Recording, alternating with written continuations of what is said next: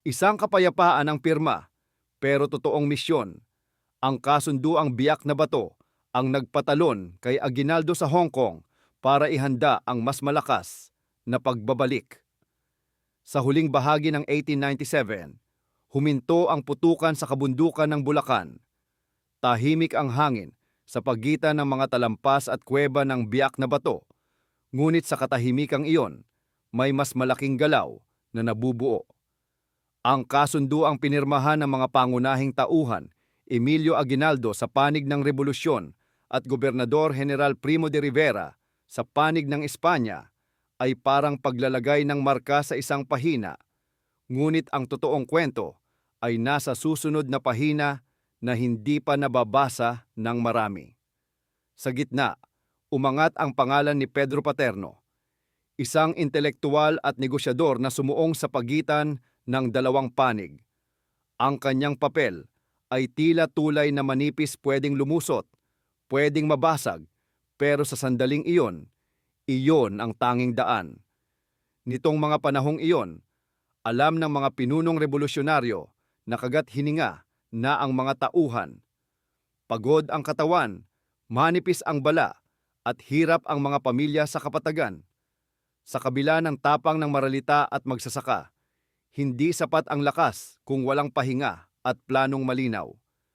Kaya nang lumutang ang ideya ng tigil putukan kapalit ng amnestya at kabayaran, maraming mata ang napatingin.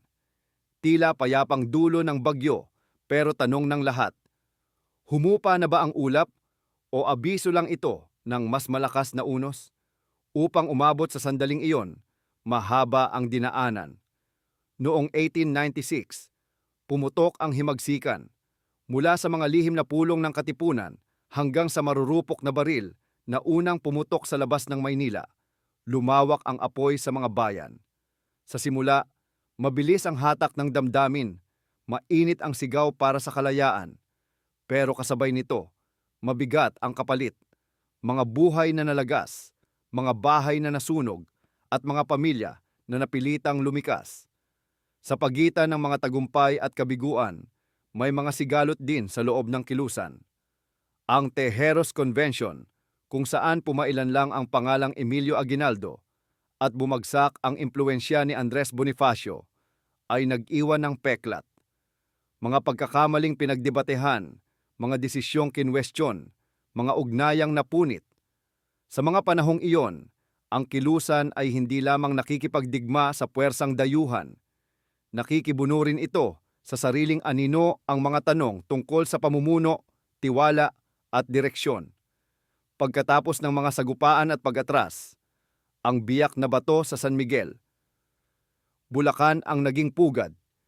Dito, naghanap ng silong ang mga mandirigma sa loob ng mga kuweba at bitak sa bundok. Ang lupaing ito ay parang likas na kuita, matatarik na bangin na mahirap pasukin, makikitid na daan na madaling ipagtanggol, at mga siwang na pwedeng gawing taguan ng tao, armas, at tala. Dito rin napanday ang disiplina. May nag-aasikaso ng bala at pulbura, may nagtitiyak ng pagkain, may nagbabantay ng mga sugatan, at may naghahatid ng balita mula sa kapatagan. Hindi ito marangyang kampo.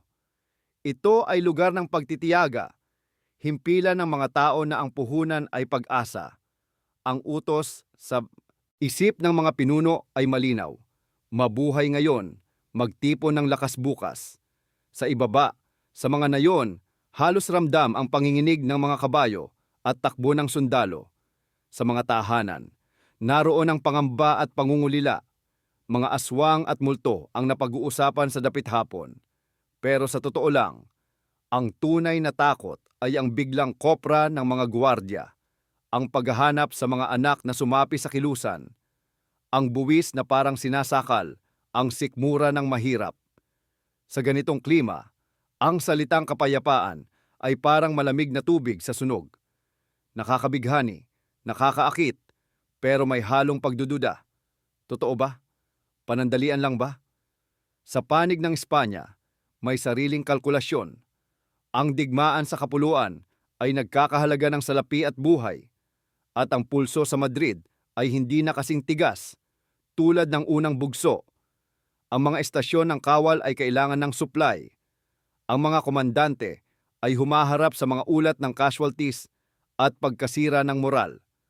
Ang reputasyon ng imperyo ay nakataya at ang kapayapaan ay maaaring maging daan upang ipakitang kontrolado pa rin ang sitwasyon.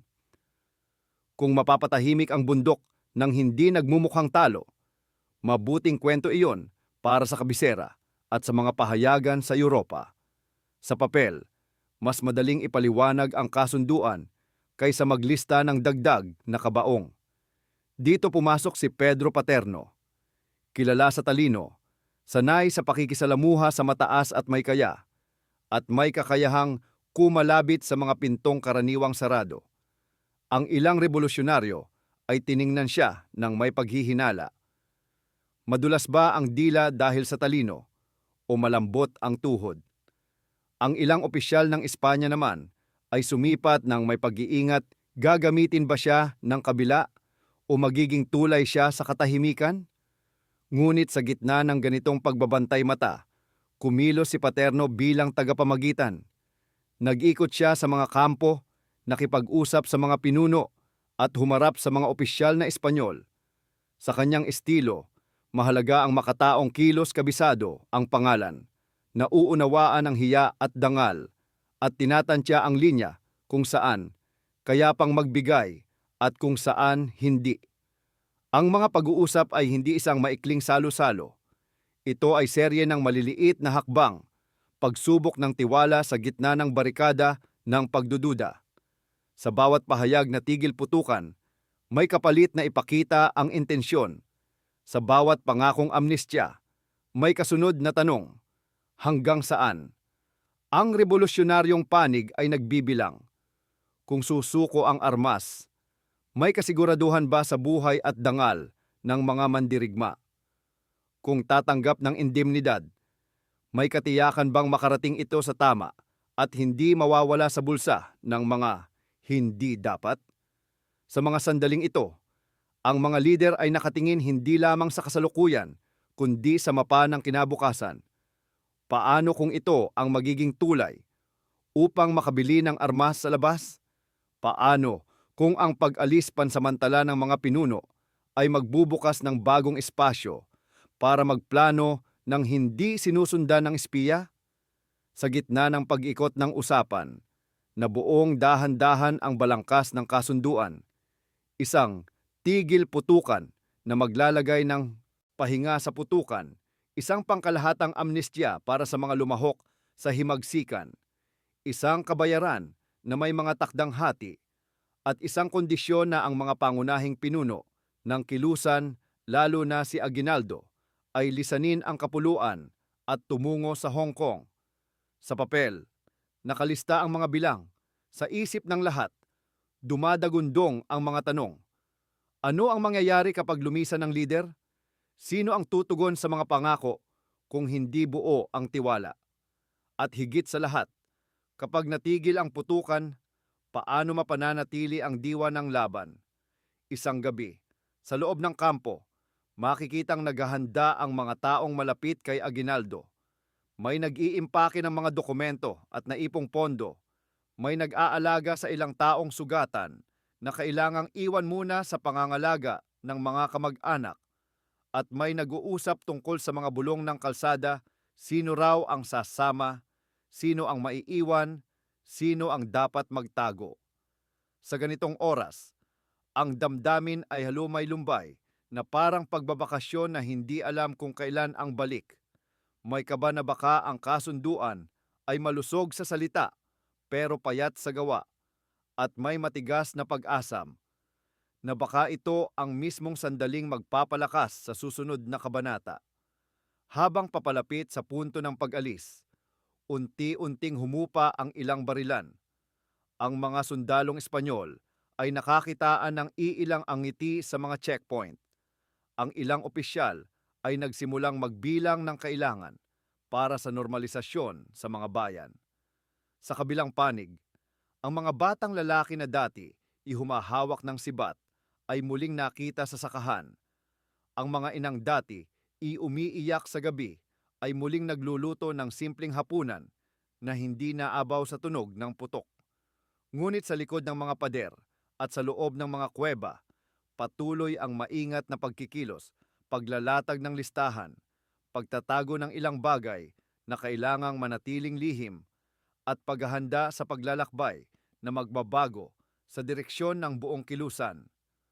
Bago tayo magpatuloy, kung gusto mong patuloy na makapanood ng mga kwento tungkol sa kung paano lumaban ang Pilipinas at nakamit ang kalayaan, mag-subscribe ka sa channel at i-like at i-hype mo rin ang video para mas makarating ito sa mas maraming taong tulad mo. Sige, tuloy na tayo sa kwento. Nang dumating ang araw ng pagpirma at pagsasakatuparan, ang mga pangalan ay umupo sa iisang mesa. Ang wika ng kasunduan ay malinaw para sa dalawang panig: tigil putukan, amnestya, kabayaran, at pag-alis ng core leaders. Sa ganitong tala, mahalagang unawain kung bakit pumayag ang bawat isa. Para sa Espanya, ito ang paraan upang bawasan ang gastusin, ibalik ang kontrol, at muling ayusin ang politika sa kabisera. Para sa kilusan, ito ang landas upang makakuha ng hininga, magkaroon ng pondo, at makapagplano sa isang lugar na mas malaya sa mata at kapit ng kalaban. Kung ang larong nakalatag ay mahaba, may saysay ang isang hakbang na tila paatras kung ang kabila nito ay 2 hakbang pasulong. Sa mga dokumento, nakasulat ang hatian ng kabayaran, nakaguhit ang pangako ng amnestya, at nakalarawan ang inaasahan sa pagsuko ng armas. Ngunit sa aktual, mabagal ang daloy ng ilan sa mga ito. May palugit, may pagdududa, may usaping kailangang ipaliwanag sa magkabilang kampo. Ang ilan sa mga sumusuko ng baril ay naghahanap ng kasiguraduhang hindi sila huhulihin kinabukasan. Ang ilan namang opisyal ay naninimbang sa pagitan ng mahigpit na utos at praktikal na pangangailangan ng mga bayan. Sa gitna, patuloy ang papel ni Paterno, nag-aayos ng gusot, naghahatid ng mensahe, at minsan, sumasalo ng galit na hindi malinaw kung kanino dapat ibato. Ang gabing huling-huli, bago umalis ang pangkat ni Aguinaldo, ay parang pinakatahimik na gabi sa Biak na Bato. May lamok sa ere, may ilaw ng sulo sa bungad ng yungib, at may mga yapak na halos hindi lumilikha ng tunog. Sa sandaling iyon, naaninag ang mga mukha ng mga taong maglalakbay palabas, mga kapitan na may bakas ng hirap sa noo, mga kabataang opisyal na may dalang kwaderno at mapa, at mga taong pinagkakatiwalaan sa paghawak ng perang gugugulin sa labas ng bansa. Sa kabilang banda, nandoon ang mga maiiwan, mga kawal na tatayo sa likod ng bagong anyong katahimikan, mga pamilya na maghihintay ng mga balita mula sa dagat, at mga lider sa lokal na antas na magpapatuloy sa marurupok na ugnayan ng pamayanan at autoridad. Pagsapit sa pantalan, walang engrandeng banda. Tahimik ang dagat. Ang ingay ay mula sa mga pangkaraniwang gawain ng mga manggagawa at ang bahagyang pag-ugong ng makina na magdadala sa barko sa hilaga. Habang sumasampa, nakatingin si Aguinaldo sa linya ng lupa na unti-unting nagiging malayo. Walang salitang ginawang pangmalakasan. Ang emosyon ay inilagay sa loob at iniwan sa tanong ng gabi. Makababalik ba ng mas malakas? Ang sagot sa kanyang isip ay hindi retorika kundi plano. Sa Hong Kong, may bubuuing pangkat. May mga taong pakikinggan, may makikinig din sa kanya, at may papaunlakan o tatanggihan na alok. Sa lahat ng ito, ang sentral na ideya, ang pag-alis ay hindi paglayo sa layunin, kundi paglapit sa paraan upang maabot ito. Sa pagdating sa Hong Kong, hindi banyaga ang pagod, ngunit bago ang tanawin mataas na gusali, banyagang lengguwahe, at isang ritmo ng lungsod na tila walang pakialam sa sigalot ng kapuluan. Dito nabuo ang tinawag na Hong Kong Junta, hindi isang maringgal na bulwagan, kundi serye ng mga kwarto, mesa at pulong. Ang unang usapan, pera. Paano tutulungan ng kabayarang natanggap ang muling pagbangon ng laban? Saan bibilhin ang armas? Sino ang padadalhan? At paano ito ilulusot sa kapuluan? Ang mga pangalan ng mga kasamahan ay isa-isang inilista para sa papel at responsibilidad. May mag-aasikaso ng pondo, may maghahanap ng supplier ng sandata, may mag-uugnay sa mga Pilipinong nasa ibayong dagat, may makikipag-usap sa mga konsul at opisyal ng dayuhan. Sa mga unang buwan, tahimik ngunit masinop ang daloy. Ang pera ay hindi mina na walang katapusan. Ito ay balon na kailangang timplahin ang bawat timba. May usaping papaano hahatiin, papaano babantayan, at papaano ipaaabot ang detalye sa mga kasama sa Pilipinas. May mga ulat na pumapasok. Ilang lugar ay sumunod sa tigil putukan. Ilang lider ay sinubukang tingnan kung gaano kalawak ang amnestya. At ilang grupo ay nanatiling armado sa mga bundok, naghihintay sa kung ano ang kasunod. Sa ganitong sabayang kilos, halatang ang kasunduan ay hindi katapusan, kundi paglukso papunta sa bagong yugto. Ang Hong Kong ay parang laboratorio. Dito sinusubukan ang kombinasyon ng diplomasya, ponduhan, at lihim na operasyon. Kasabay nito, doon din lumitaw ang hamon ng pagkakaisa. Kung malayo ang pinanggagalingan at iba't iba ang pinagmulan, may pagkakataon na ang mga pananaw ay magkakabanggaan. May tao na tutok sa pagbili ng armas agad. May tao na gustong palawakin ang ugnayan sa mga dayuhang pwedeng tumulong. At may tao na nagbabantay sa listahan ng gastusin na parabang kapag may mali, isang sugat ito sa reputasyon ng buong kilusan. Sa mga pulong, may mahahabang gabi ng pagtatalo na ang dulo ay hindi palakpakan kundi isang tahimik na pag-ayon dahil kailangan. Sa ganitong dynamics, lumitaw ang aral na hindi simpleng lakas militar ang puhunan ng kalayaan. Kasama rito ang kakayahang pamahalaan, ang tiwala ng mga kasama at tiwala ng sambayanan. Habang hinihigpitan sa labas ng bansa ang mga ugnayan, may malalaking pangyayaring nangyayari sa daigdig. Sa maigsing panahon, sumiklab ang tensyon sa pagitan ng Espanya at Estados Unidos.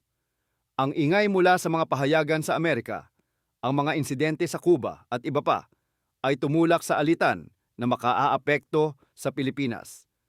Nang sumabog ang digmaang Espanyol-Amerikano, isang pinto ang biglang bumukas. Sa darating na Mayo 1, 1898, sa Luk ng Maynila, nangyari ang sagupaan sa dagat na nagbago sa takbo ng rehiyon. Ang tunog ng mga kanyon ay umaling-awngaw hindi lamang sa tubig, kundi pati sa mga pulong-pulong sa Hong Kong. Kung noon ay paghihintay ang laro, ngayon ay oras na ang pakiramdam. Bago pa man ang putukan sa Luk, may mga usapan na nangyari sa pagitan ng mga Pilipinong lider sa labas at ng ilang kinatawan ng Estados Unidos. Ang mga konsul na Amerikano sa Asya, mga taong may kapangyarihang sumulat ng ulat pabalik, ay naging tulay sa ilang ideya. Kung babalik sa Pilipinas ang lider ng revolusyon, ano ang bisa nito sa laban kontra Espanya? Maaari bang maging sabay ang interes ng dalawang panig? Sa gitna ng mga ganitong tanong, lalong naging malinaw ang bentahe ng pagkakaroon ng organisadong pangkat sa Hong Kong. May tumutulong magbukas ng pinto sa dayuhan. May ready na pondo para sa biglang galaw. At may listahan ng mga taong maaari agad magtrabaho sa pagbabalik. Samantala, sa kapuluan, ang mga baryo ay may sariling pulso. Ang mga taong dati nagtago sa mga palayan upang umiwas sa mga checkpoint ay unti-unting bumabalik sa kanilang bukid, pero hindi lubos na kampante. Sa ilang lugar, ang kapayapaan ay parang basong manipis pwedeng mabasag kapag may maliit na pagkakamali. May mga gobernadorsilyo at lokal na lider na kumikilos upang ibalik ang kaayusan. Ngunit ang kwento ng nakaraan ay sariwa pa. May bahay na nasunog, may kamag-anak na nawala, may anak na hindi pa umuuwi. Ang salitang bandido ay minsan ginamit laban sa mga hindi sumuong sa tigil putukan. At ang salitang revolusyonaryo ay pinanghawakan ng mga hindi rin sumuko. Sa lilim ng ganitong kalagayan, mahalagang linisin ang hangin at ang paglilinaw ay manggagaling sa malinaw na hakbang na kasunod ng kasunduan. Sa mga susunod na buwan, unti-unting nahulog sa tamang lugar ang mga piraso. Ang pagbabalik ni Aguinaldo sa Pilipinas ay dumating kasama ng pag-asang pwedeng ituloy ang laban sa bagong yugto. Ang mga kataong nagsumikap sa Hong Kong sa pagbudget, sa pakikipag-ugnayan at sa paghanap ng daan para sa armas ay may kita ng direksyon. Sa Cavite at mga karatig lugar, mabilis na lumawak ang bilang ng mga sumasali sa puwersa. Ang mga bandilang dati itinikas sa bundok ay muling nasilayan sa kapatagan. Ang mga dating tunog ng kanyon sa layo ay napalitan ng pag-awit sa plaza, ngunit may halong kaba dahil alam ng lahat. Ang pahina ay lilipat na naman at hindi tiyak kung gaano ito kahirap basahin. Kung babalikan, ang kasunduan sa Biak na Bato ay nagmistulang larawan na maraming tao ang nagsasabing malabo. May mga nagsaysay na ito raw ay pagkakanulo sa lumalaban. May iba namang nagsabi na ito ang pinakamatalinong hakbang para makalundag sa susunod na baitang. Sa ikatwiran ng huli, ang pagtanggap ng tigil putukan at kabayaran ay naging gamit para makapag-ipon ng lakas, makapagsaayos ng ugnayan sa labas, at makapagbalik ng may bagong listo. Sa katwiran ng una, ang pagbitaw sa baril kapalit ng pangako ay parusa sa damdamin, lalo na sa mga naiwan sa kabundukan. Sa pagsipat ng kasaysayan, kapwa may bigat ang dalawang mata. Ngunit kung titingnan ang sumunod ang muling paglawak ng hanay sa 1898, ang proklamasyon ng kalayaan noong Hunyo 12, at ang pagtatangkang itatag ang isang pamahalaan, makikitang hindi natapos sa pahinang iyon ang kwento. Sa halip, iyon ang pahinang nagpahintulot na sumunod ang iba pang linya. Sa bahagi ng pondohan, ang pangako ng kabayaran ay naging ugat din ng ilang alitan. May mga tanong kung gaano kalaki ang talagang narating, sino ang tumanggap, at papaano inihati. Sa labas ng bansa, ang pagkalkula kung paano gagamitin ang pondo, bibilhin ba agad ang baril, uunahin ba ang komunikasyon, o itatabi ba ang bahagi para sa ugnayang diplomatiko, ay nagbukas ng palitan ng ideya at mainit na diskurso. Kapag ganito kalaki ang responsibilidad, ang reputasyon ng bawat isa ay nakasabit. Isang maling ulat, isang hindi maipatunayang resibo, at ang tiwala ay pwedeng mabawasan. Kaya sa mga pulong, masinop ang tala at masinsin ang usapan kung paanong pananatiliin ang paniniwala na ang bawat sentimo ay para sa iisang layunin. Kung tutuusin, ang aral na itinuro ng kasunduang ito ay lumampas sa himagsikan mismo. Ito ay leksyon sa pamumuno. Ang tibay ng loob ay kailangang sabayan ng kakayahang makipag-usap sa kalaban kapag may mas makabubuting bunga. Ang tapang ay hindi lang nasa harap ng baril, kundi pati sa mesa ng negosasyon. Sa bawat krisis, mayroon laging tanong kung kailan lalaban at kailan magpapahinga, kung kailan maghihigpit at kailan magbubukas ng pinto. Kung nagtagpo ang dalawang tanong at nakahanap ng balanse, iyon ang sinasabi ng ilan na estratehiya at ng iba, swerte. Sa kasong ito, ang pag-alis papuntang Hong Kong ay nagbigay ng pananaw sa labas. Kung paano makipag-ugnayan sa mga banyagang puwersa, kung paano bumuo ng pondo sa ibayong dagat, at kung paano iangkop ang kilusan sa mas malawak na galaw ng mundo. Sa mga sumunod na kabanata ng 1898, nang lumawak ang labanan at umangat ang pag-asa, kitang-kita kung paanong ang maikling pahinga ng Biak na Bato ay nagpalusog ng loob sa pagbabalik. Ang mga kalsada na dati itahimik sa takot ay napuno ng mga yabag ng kabataang may hawak na bagong armas. Ang mga plaza na dati ipalengke lang ng gulay at isda ay naging lugar kung saan binabasa ang mga pahayag. Sa mga baryo, May mga batang nakikinig sa matatanda habang ikinukwento ang nangyari sa Bulacan, paano nakakita ng kuta sa loob ng mga kuweba, paano nagbantay ang mga kababaihan, at paano nakipagkasundo ang mga lider. Ang ganitong maliliit na kasaysayang pamayanan ay siyang tumatahi sa malaking pisi ng bayan. Kapag ibinaling naman ang tingin pabalik sa tatlong pangunahing tauhan ng kasunduang ito, kakaiba ang kanilang mga landas. Si Aguinaldo na sumakay sa barko palayo ay may dalang bigat ng pagpuna at pag-asa. Si Primo de Rivera na pumirma sa ngalan ng kolonyal na kapangyarihan ay may dalang ulat na kailangang ipagtanggol sa Madrid. At si Pedro Paterno na naglakad sa pagitan ay may dalang reputasyong lalong magiging komplikado sa mata ng kasaysayan. Hindi simpleng huwaran at kontrabida ang hatol sa kanila. Sila ay mga taong humarap sa sitwasyon na may hangganan ng panahon at kaalaman. Sa pagtimbang ng kasaysayan, mahalagang makita ang konteksto hindi para hugasan ang pagkakamali, kundi para unawain ang dahilan kung bakit iyon ang desisyong pinili sa sandaling iyon. Kung dudurugin sa buod ang nangyari, ganito ang linya. Isang kasunduan ang nagpatigil ng putukan, nagpaalis sa mga lider patungo sa ibayong dagat, at nagbigay ng pondo kapalit ng armas at panibagong plano. Sa Hong Kong, isang pangkat ang nag-ipon ng lakas, nakipag-ugnayan sa labas, at naghanda ng pagbabalik.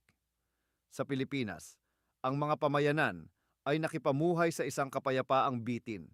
May ilan na kumapit, may ilan na hindi bumitaw sa sandata. Pagdating ng 1898, nagbukas ang pinto ng digmaan sa pagitan ng Espanya at Amerika, at sa puwang na iyon, dumaan ang revolusyon upang muling itaas ang watawat. Ang kasunduan sa makatwid ay hindi dulo. Ito ay kumang isang pahinga sa pangungusap bago ang susunod na mahalagang parirala. Ngunit bago tuluyang abutin ang bandilang iwinagayway sa kawit, mahalagang kilatisin ang mga alamat na umusbong. Maririnig sa ilang tagpuan ang bulong na ang kasunduan ay pagkakanulo. Ang ilan ay nagsasabing ang pag-alis ng lider ay pag-iwan sa mga kasama. Sa ganitong usapan, kailangan ang timbangan. Totoo na may mga naiwan at may sumalo ng bigat. Totoo rin na ang pag-alis ay nagbigay ng pagkakataon na makipag-ugnayan sa labas at maghanda ng mas malaking balik. Ang tanong kung alin ang mas tama ay nakasalalay sa magiging bunga, at ang naging bunga ay nakitang muli ng mundo. Ang sabayang pag-alsa sa sumunod na taon, ang pagbuo ng pamahalaang revolusyonaryo, at ang deklarasyon na hindi nasakop ang bansa ng dayuhan. Sa ganitong lente, ang kasunduan ay naging tulay hindi perpekto, hindi madaling matawid, ngunit tulay pa rin na naghatid sa kabilang pampang. Kung usaping mapa, madaling iguhit ang linya mula 1896 pagsiklab at unang bugso, 1897 pag-atras sa biyak na bato at kasunduan, 1898 pagputok ng malaking labanan sa dagat at pagbabalik, 1899 paglilipat ng mukha ng digmaan at panibagong pagsubok. Sa bawat taong iyon, may mga lugar na naging palatandaan. Ang kuweba sa Bulacan na naging pugad, ang pantalan na naging pintuan sa ibayong dagat, ang kabayanan sa Cavite na naging entablado ng balikan, at ang Maynila na naging puso ng malaking pagbabago. Kapag inikot ang daliri sa mapa, makikita ang koneksyon ng bawat tuldok, parang mga bituin na kapag pinagdugtong, nagbubuo ng hugis na dati, hindi pa mapangalanan. Sa gitna ng pangyayaring ito, may mga mukha na dapat kilalanin.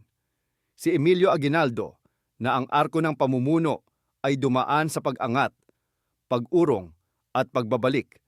Ang kanyang pangalan ay dala ang pighati ng mga kalaban sa loob ng kilusan at dala rin ang pag-asam ng mga sumunod sa kanya.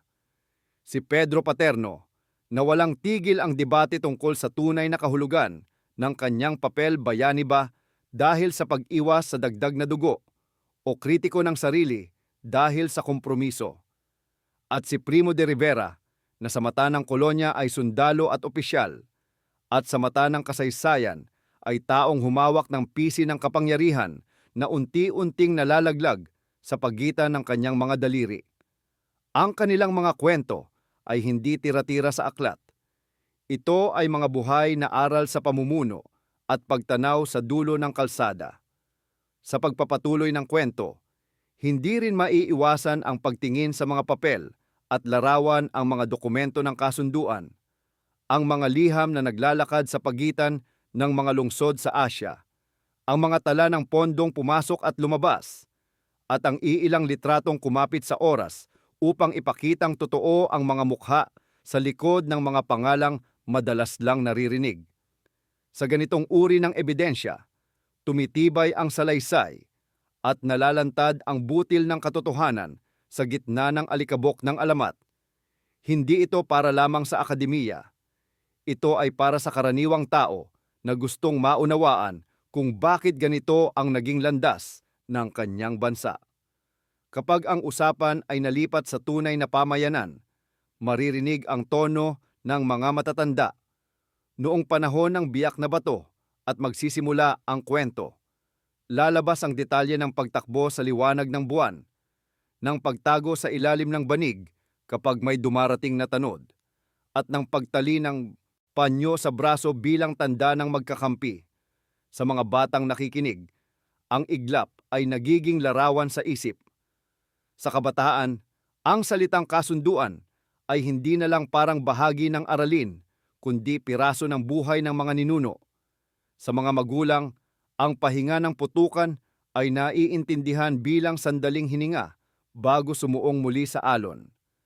At sa mga apo, ang Hong Kong ay hindi na misteryosong pangalan sa mapa. Ito ay lugar kung saan muling binuo ang lakas. Kung ihahambing sa iba pang kilusan sa daigdig, may pagkakatulad ang himagsikang Pilipino, ang pangangailangan ng organisasyon, ng kasunduan sa gitna ng labanan, at ng pagtingin sa labas upang magpalakas. Ngunit mayroon ding kakaiba. Ang kapit ng pamayanan ng bayanihan, ang tiwala sa kapwa kahit kapos sa sandata, at ang kakayahang tumayo muli matapos madapa ay diwa na mahirap sukatin pero malinaw makita. Ang kasunduan sa biyak na bato ay hindi nagbura sa diwang iyan. Sa halip, sinubok nito kung kaya pa bang magtiwala kapag ang kapalit ay panandali ang katahimikan. Sa sagot ng kasaysayan, oo kaya, basta't hindi nalimutan ang layunin. Kung dudugtungan ang linya hanggang 1898, ang pangyayari ay mabilis na mag-uunahan. Pagdating ng mga barko, paglipat ng kapangyarihan sa dagat, at pag-igting ng armas sa lupa. Ang pagbabalik ng mga lider mula sa labas ay naging senyas na tapos na ang pahina ng pahinga at nagsimula na ulit ang pahina ng pagkilos. Sa paglunsad ng mga pahayag, sa pagtaas ng watawat, at sa pagdami ng mga taong nakatingala sa bagong umaga, naroon sa ilalim ang isang bahaging madalas na kaligtaan, na noong panahong mahirap na mahirap, may mga taong pumirma sa papel, nag-impake ng kaunti, at tumawid ng dagat upang ihanda ang susunod na eksena.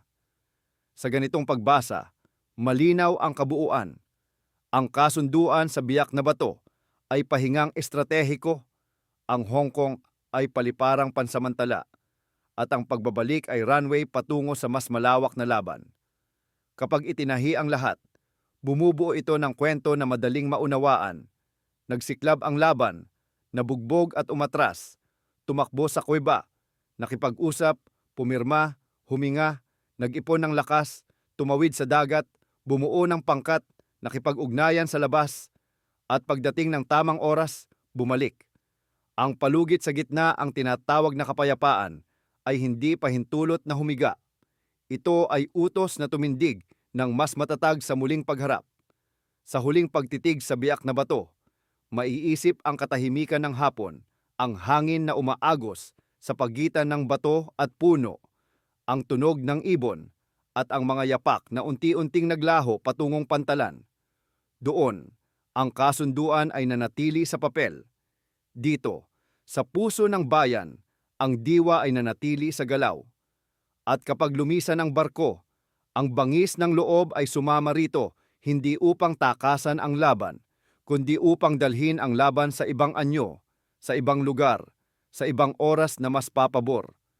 Kapag iniwan ang kapuluan, hindi iniwan ang bayan. Dala ang pangako na babalik, na hindi bitbit ang pagod, kundi ang aral at lakas. Sa ganitong paraan, mababasa ang kasunduan sa biyak na bato, hindi bilang tanikala, kundi bilang isang buhol na nag-ugnay sa magkabilang dulo ng pisi ng himagsikan. Kapag binitawan ang buhol na iyon, baka kumalas ang lahat. Pero kapag iningatan ito, nagiging hawakan para hilahin ang sariling patawid. Sa pagtatapos ng pahinang ito ng kasaysayan, may isang linya na nananatili. Ang kapayapaan ay hindi laging wakas.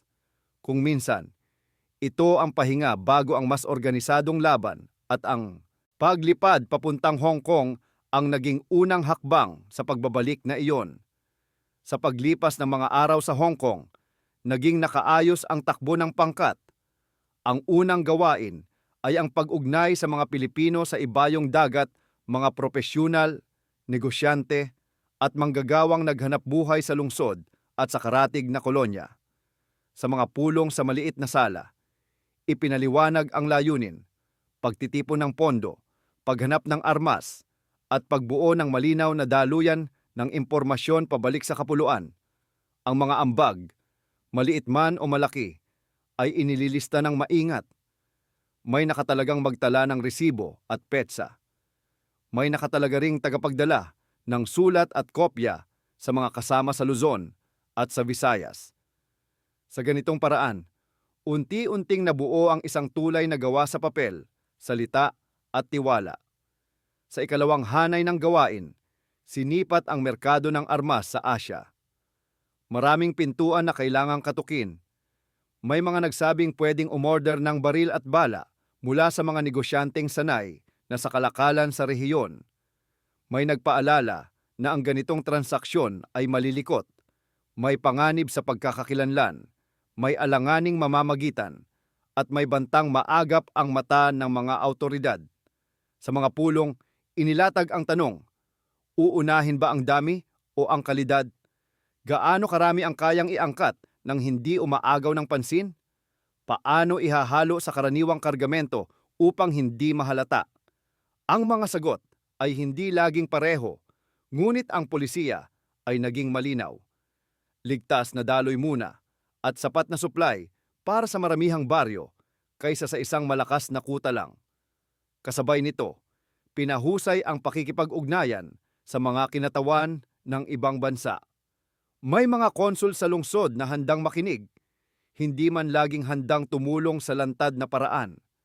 Sa tahimik na pagpupulong, ipinarinig ang hinaing ng kapuluan at ang pag-asa na ang pagbabalik ng lider ay magbubukas ng daan para sa mas maayos na pagtatapos ng kolonyal na yugto. Sa isang banda, ang mga opisyal na banyaga ay naghahanap ng malinaw na kahihinatnan. Sa kabilang banda, ang pangkat ay naghahain ng lohika. Kung may lider na kikilos kasama ang sambayanan, mas mababa ang gastos ng kaguluhan at mas maayos ang daloy ng pamahalaan sa darating na panahon. Ang ganitong argumento ay simple, ngunit malalim ang ugat. Ipinamumukha nito na hindi lamang puwersa ang kailangang ilapat sa isang bansang may kasaysayan at dangal kundi paggalang at tamang pagkilala. Sa mga sulok ng araw at gabi, lumalabas din ang mga alitan. Natural ito sa mga pangkat na malayo sa tahanan at mabigat ang tungkulin. May mga kasama na mas gustong humawak ng pondo upang masiguro ang paglabas at pagpasok. May iba namang naniniwala na dapat hati-hati ang kapangyarihan upang umikot ang pananagutan. May iba pang naghahangad ng mas agresibong hakbang. Sa tingin nila, habang nakapirmi sa lungsod at nag-uusap, ang mga kaaway sa kapuluan ay gumagalaw. Ang mga ganitong pagtingin ay hindi agad naaayon, ngunit ang pag-uusap ang naging ritual ng pagkakasundo. Sa gilid ng mga papel, may mga talang nagpapakita kung saan pinag-iba ang pondo para sa armas, saan napunta ang bahagi para sa supply at komunikasyon, at sino-sino ang pinadalhan ng mga instruksyon sa kapuluan. Sa ganitong ayos, ang tiwala ay hindi lang salita. Ito ay record na pwedeng silipin at balikan. Sa Pilipinas, habang tahimik na umuusad ang pangkat sa Hong Kong, ang kondisyon sa mga lalawigan ay parang lubid na hinahatak sa dalawang dulo. May mga bayan na sumunod sa patakaran ng tigil putukan. Nagbalik ang ilang aring payapa. Ang merkado ay bumalik sa dating sigla at ang mga bata sa ilang baryo ay muling tumakbo sa kalsada. Ngunit may mga lugar din na hindi ganap na nagpaubaya. May mga pinuno sa gitnang Luzon at sa iba pang bahagi na nagtakda ng sariling pag-iingat.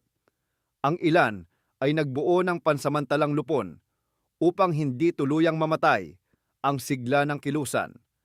Ang iba naman ay nagmasid sa kilos ng mga lokal na pinuno ng kolonyal na pamahalaan kung ang amnestya ba ay tunay na kalasag o pahaging lang na maaaring bawiin. Sa ganitong klima, ang mga sulat mula sa Hong Kong ay naging mahalaga. Doon nakasaad ang direksyon. Huwag magpasimuno ng putok kung hindi kailangan, panatilihin ang ugnayan at maghintay ng senyal. Mula sa Hong Kong, ang mga balita tungkol sa alitan sa pagitan ng Espanya at Estados Unidos ay lumapit ng lumapit. Ang mga pahayagan ay nagsimulang maglaan ng lugar sa mga ulat. Sa mga kapehan, may usap-usapan tungkol sa mga barko at mga politikong naghahagis ng salita. Sa ganitong ingay, isang araw ang tumimo. Nagkaroon ng labanan sa dagat sa tapat ng Maynila. Sa tunog ng kanyon sa malayo, maraming mata ang napatingin sa iisang direksyon. Para sa pangkat na nagbabantay sa Hong Kong, ito ay pahiwatig. Kung may pagbabago sa himpapawid, kailangan ng pagbabago sa lupa. Nauna nang natahimik ang ingay ng baril sa biyak na bato, at ngayon, ang ingay na ito ay nasa baybayin. Sa ganitong sandali, lumutang ang tanong, ito na ba ang tamang oras ng pagbabalik? Ang pangkat ay nagtipon. Maingat ang talakayan. Kung babalik ang leader, paano ang unang hakbang? Saan unang lunsad? Sino ang sasalubong? Ilang tao ang isasama? At paano ihahatid ang mensahe sa mga pinuno sa loob ng bansa upang sabayan ang galaw? Sa huli, ang pasya ay naging malinaw. May pinto na bukas at ang pinto ay hindi man habang buhay na nakasampa. Sapat ang siwang para makadaan ang layon. Ang pag-uwi ay hindi dramatikong pagpaparada. Ito ay tahimik na paglalayag na may dalang matibay na plano. Sa oras na lumitaw ang tabing dagat ng Cavite, nagbago ang himig ng hangin. Ang mga taong nakarinig ng balita ay lumapit. Ang ilang veterano ng kabundukan ay dinala ang mga lumang watawat. Ang mga kabataan ay nagbitbit ng pagkain at mula sa kanilang bulsa ang kung anong naipon. Ang mukha ng ilan ay may halo ng luha at ngiti. Sa pagtapak, nagkaroon ng maikling palitan ng pagbati. Sa isip ng mga naroon, ang pagdating na ito ay tanda na tapos na ang mahabang pahinga. Panibagong kabanata ang binubuksan at kailangan ang bawat kamay. Sa mga araw na sumunod, mabilis ang paghahabi ng organisasyon. Ang mga bayan sa Cavite, Laguna at karatig lugar ay sumigurong may linya ng ugnayan sa bagong punong tanggapan. Ang mga kapitan ng baryo ay tumanggap ng tala. Kung ilang tao ang pwedeng buuin bilang unit, kung ano ang kakulangan sa bala at baril, at kung saan kukunin ang supply. May panibagong disiplina na ipinatupad. Ang mga talaan ng tauhan ay inayos, at ang mga tagapaghatid ng liham ay sinanay sa pag-iingat. Ang mga guro at mag-aaral sa ilang bayan ay tumulong sa pagbasa at pagsulat ng pahayag upang malinaw ang mensahe. Ang layunin ay hindi nagbago. Kung nag-iba ang panahon, ang puso ay pareho pa ring nakatuon sa kalayaan. Sa gitna ng mabilis na paglawak, Napagpasyahan na ipahayag sa harap ng bayan ang malinaw na layon. Sa isang araw na maliwanag, sa tahanan na puno ng tao sa kawit, binasa ang proklamasyon. Ang mga salita ay simple, ngunit mabigat. Ang watawat ay itinaas, at ang musika ay tumugtog. Sa paanan ng balkonaheng iyon, may halong pananabik at kaba. Kung susundan ang kasaysayan, hindi pa tapos ang laban. Ngunit sa sandaling iyon, ang pagtaas ng bandila ay parang pahina na matagal nang nakatakdang buklatin. Sa tabi ng proklamasyon, may mga pangalan na lumitaw, mga saksi, mga bagong opisyal, mga taong naglaan ng oras at lakas upang ipagtibay ang unang hakbang ng pamahalaang Pilipino. Sa panig ng lungsod na malayo sa Cavite, patuloy ang kalkulasyon ng mga puwersang dayuhan. Ang kapangyarihan sa dagat ay may sariling taktikang sinusunod, at ang kapangyarihan sa lupa ay may inaantabayanang kumpas. Habang ginagalugad ang bagong ayos, may mga lihim na pulong at patinging-tinging komunikasyon. Para sa karaniwang tao, ang tanong ay praktikal. May pagkain ba para sa susunod na linggo? Ligtas ba ang kalsada? Uuwi ba ang anak na sumama sa hukbo? Sa ganitong antas, ang proklamasyon at ang takbo ng diplomasya ay pareho ang epekto, gumagaan ang loob kung malinaw ang direksyon. Sa likod ng entablado, may maliliit na tunggaliang kailangang ayusin. Ang daloy ng pondo na galing sa kabayaran ng kasunduan at sa mga ambag ay pinangasiwaan ng may gabay. Ilang beses na ring tinanong kung saan napunta ang ganitong halaga, bakit ang ganitong bibilhing armas ay mas mahal dito kaysa roon, at kung bakit may naantalang supply sa isang linya. Sa mga pulong, ipinaliwanag ng mga tagapag-ingat ng kwenta ang gamit ng bawat sentimo. Hindi maiiwasan na may magduda, hindi maiiwasan na may sumilip na tsismis. Ngunit sa tuwing may ulat na malinaw at resulta na konkreto, halimbawa, unit na nabigyan ng sapat na bala sa tamang oras, nagiging hupa ang apoy ng pagdududa. Samantala, sa mga lalawigan na umangkla sa pangako ng amnestya, may mga taong nagbalik sa normal na hanapbuhay at naghintay sa susunod na hakbang ng bayan. May mga posisyong lokal na inayos upang iwasan ang dating pang-aabuso. May mga kaayusang ipinakilala na pamilyar sa sistema ng lumang pamahalaan, ngunit binuhusan ng bagong diwa, paggalang sa karaniwang mamamayan at pagdinig sa hinaing ng mga baryo. Ang iba ay naglatag ng mga munting paaralan sa kubo o sa silong ng bahay upang turuan ang mga batang sumabay sa sigwa. Ang balitang mula sa kabisera at mula sa mga pinuno ay naging inspirasyon na may pagbabago pang mas malaki. Basta timay tiyaga at kaayusan. Sa pagitan ng lahat ng ito, sumingit ang mito at maling haka. Sa ilang umpukan, may nagsasabing hindi na ibigay ang lahat ng ipinangakong kabayaran, at natural na lumitaw ang tanong kung sino ang sumalo ng bigat. Sa ibang dako, may nagsasabing walang saysay ang pag-alis papuntang Hong Kong. Mas mabuti sana kung nanatili ang mga lider at nakipagsalpukan hanggang huli. Ang mga ganitong pahayag ay may ugat sa sakit at pagod, at may saysay sa pakikinig. Ngunit kapag inihain ang kabuoang larawan na ang Hong Kong ay naging lugar kung saan nakuhay ang pondo, naayos ang ugnayan sa labas, at naiguhit ang taktika sa pagbabalik, makikitang hindi ito simpleng pag-iwas sa laban. Ito ay paglipat ng laban sa ibang larangan, mesa at papel, kable at liham, imbitasyon at lihim na tagpo. Sa paglalim ng 1898, ang mga sundalo at voluntaryo ay sinanay sa mas maayos na paraan. Hindi na lamang sibat at paltik ang hawak sa karamihan. May mga bagong baril na umabot sa mga kamay. Ang bayong na puno ng bigas at asin ay sinikap ipasambay sa tamang unit. Ang kabayo at karitong may kargang kahoy at bala ay binigyan ng kasama sa daan. Ang mga kababaihan ay hindi na lang naghahanda ng pagkain. Sila rin ay naging tagapag-ugnay, tagapagbantay sa daan, at minsan ay tagapagtagpi ng damit at sapatos ng mga sumusuong sa malalayong baryo. Sa ganitong sistema, ang laban ay hindi mukhang hiwalay sa buhay. Ito ay naging bahagi ng araw maingat, mahina ang boses, ngunit matibay.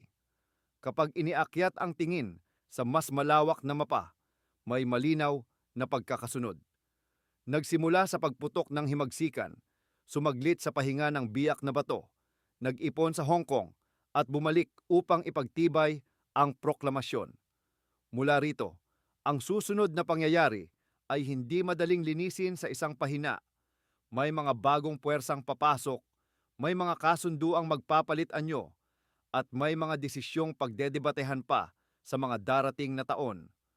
Ngunit ang kwentong ito, ang mismong kasunduang nagpalipad sa lider patungong Hong Kong, ay may malinaw na saysay, pahinga na ginawang tulay, at tulay na dinugtungan ng daan pabalik.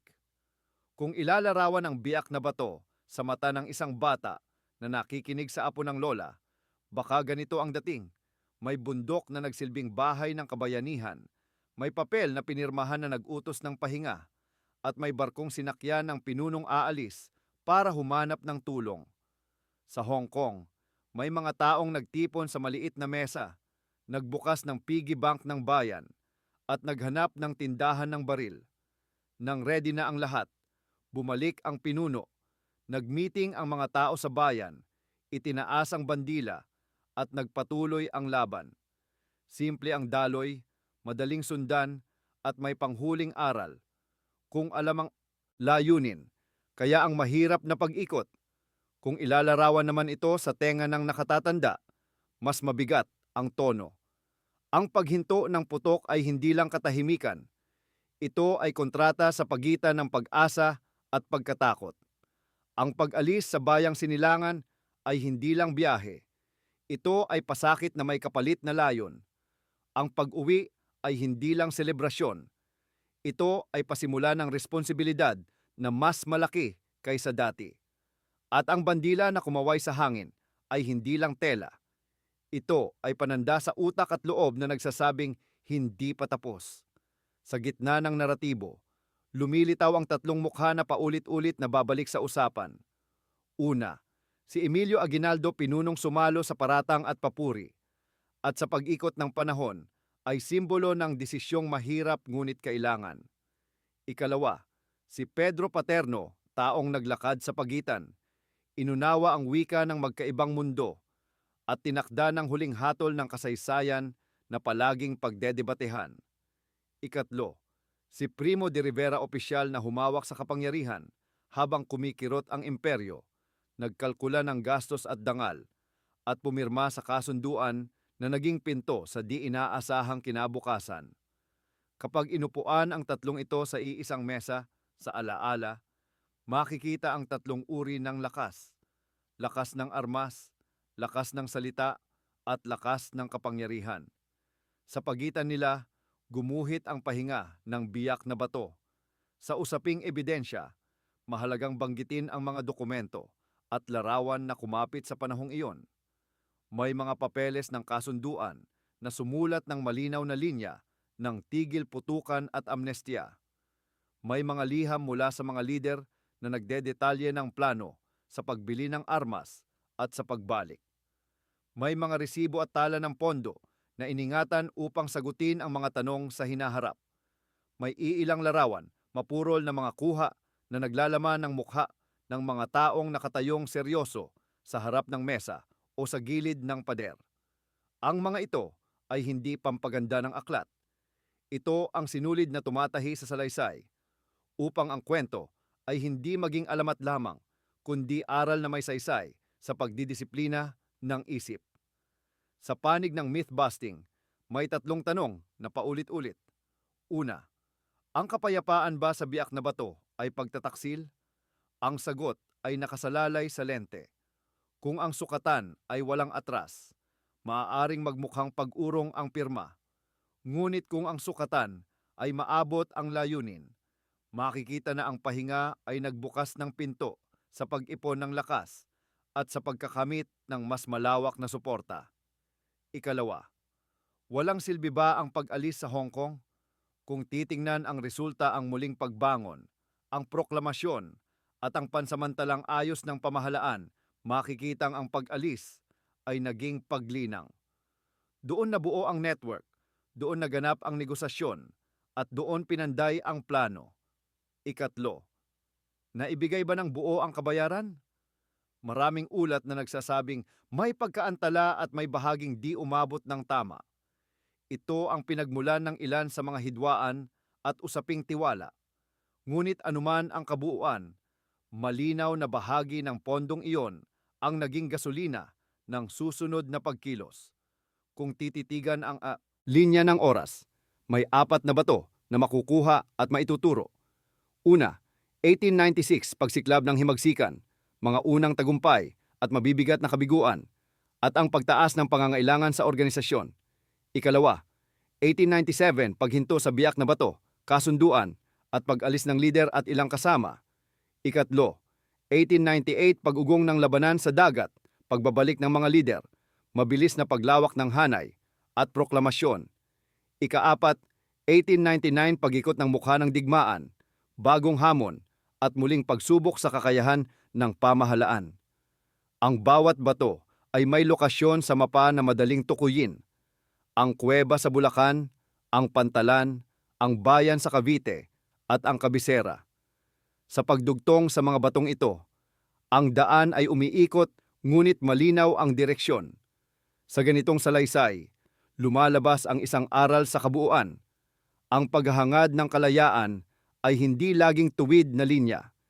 Ito ay minsang kurbada, minsang zigzag, minsang nakatitig sa papel, at minsang nakatutok sa dulo ng baril. Ang kasunduan sa biyak na bato ay isang kurbada na nagligtas sa kilusan mula sa pagkaputol. Kung walang pahingang iyon, maaaring naubos ang lakas sa bundok, maaaring naglaho ang pag-asa sa baryo, at maaaring naputol ang sinulid ng organisasyon. Sa halip, ang kasunduan ang naging buhol na humawak sa magkabilang dulo. Ang mga taong bumitaw sa huling gabing iyon sa biyak na bato ay nagdala ng sari-saring emosyon. May sumakay ng barko na ang bitbit ay papel at pangakong babalik. May naiwan sa kuweba na ang bitbit ay banig at ilang lata ng sardinas. May nagbantay sa tulay sa pagitan ng baryo at bayan. Sa kabuuan, sila ang naghatid ng laban mula sa isang anyo tungo sa iba. At kapag sumilip ang matang naghahanap ng eksaktong sukatan, kung ang kasunduan ay panalo o talo, ang sagot ay makikita sa susunod na tanawin. Sa pagtaas ng watawat sa kawit, sa paglitaw ng pamahalaang revolusyonaryo, at sa pagbuo ng isang ideya na hindi na mababalik sa bote na may bayan dito, may pangalan, at may dangal. Mula rito, ang huling buod ay payak. Nagsimula ang kwento sa linya na tila kabalintunaan. Isang kapayapaan ang pirma, ngunit ang totoong misyon ay pagpapatatag. Ang kasunduang biyak na bato ang nagbukas sa Hong Kong at ang Hong Kong ang naglatag ng landas sa pagbabalik. Sa pag-uwi, ang kilusan ay hindi kasing payat tulad ng umalis. Ito ay mas mabigat sa plano, mas organisado sa papel, at mas malinaw sa direksyon. May mga sugat, may mga tanong, may mga hindi pagkakaunawaan, ngunit may lakas din na hindi kayang pawiin ng alinmang unos, ang pagpupursigi ng sambayanan. Sa huling sulyap, ang biyak na bato ay nananatiling larawan ng dalawang bagay, tapang at pagtitimpi. Ang tapang ay nasa pagharap sa baril at pag-akyat sa bangin. Ang pagtitimpi ay nasa pag-upo sa mesa at paglagda sa papel. Kung alin ang mas mahirap, hindi madaling tantiyahin. Ang alam lang ng kasaysayan ay pareho silang kailangan. At dahil ginamit ang dalawa sa tamang oras, ang kwento ay umusad. Ang kapayapaan sa biyak na bato ay hindi wakas ito ang pahinga bago ang mas organisadong laban. Sa pahingang iyon, nabuo ang kilusang babalik, itataas ang watawat at haharap sa panibagong kabanata ng pakikibaka. Mula Hong Kong pabalik bansa hanggang sa proklamasyon ng kalayaan, At patungo sa mga susunod pang pagsubok, ang diwa ay isa pa rin. May bayan, may dangal, at may kakayahang tumindig kahit paulit-ulit na sinusubok ng panahon.